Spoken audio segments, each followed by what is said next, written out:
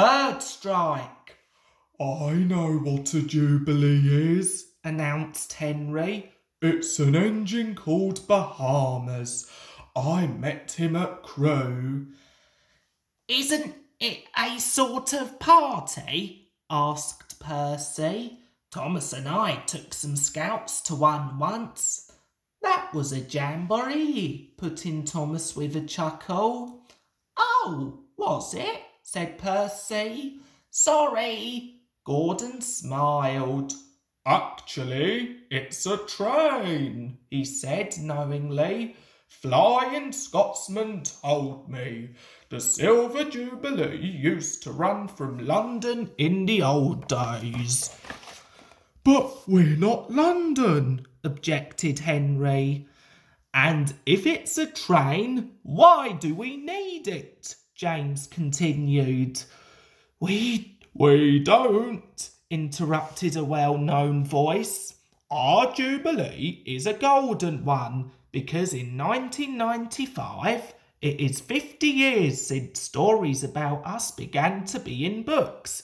I thought it would be a good idea to celebrate. It is a party, squeaked Percy excitedly. The Fat Controller laughed. Sort of, Percy, he agreed.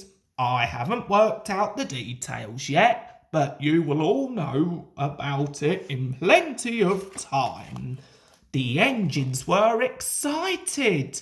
Will there be a special train? Gordon asked the Fat Controller.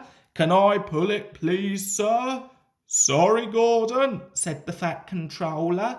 There will be a special train, but I can't spare you, I'm afraid.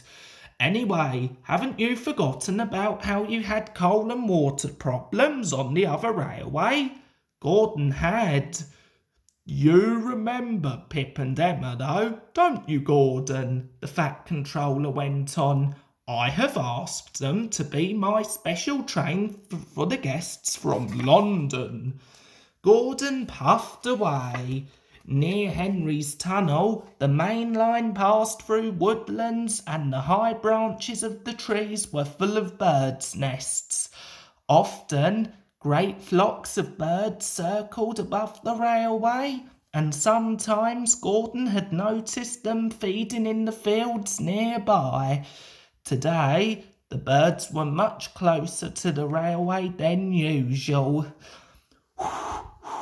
Whistled Gordon as he approached a farm crossing. Startled, the birds rose together in a thick black cloud.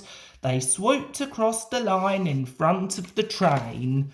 One bird, larger than the others, had been perched on a gatepost beside the line. It flew so close to Gordon that its wings almost brushed his nose.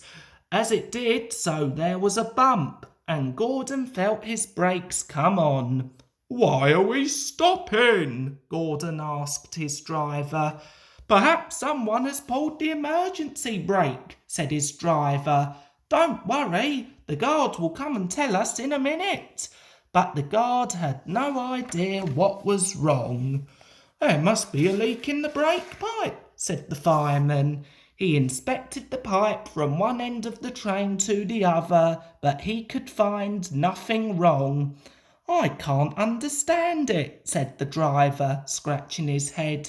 There's no leak anywhere, yet the brakes are hard on. It was just when those birds flew across, said Gordon. One nearly hit me, and there was a bump. Just a minute, interrupted the fireman. He looked quickly at Gordon's front brake pipe.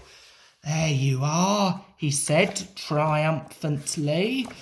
The fireman laughed. That bird knocked the seal out of your brake pipe, he explained. Look.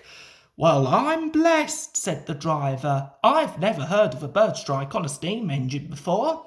A crow did it on the Great Western and in 1915, chuckled the fireman. I read about it only last week. Gordon was soon on his way again. The other engines laughed. Poor old Gordon, they chuckled to each other. Fancy being stopped by a bird. That's nothing to crow about, is it?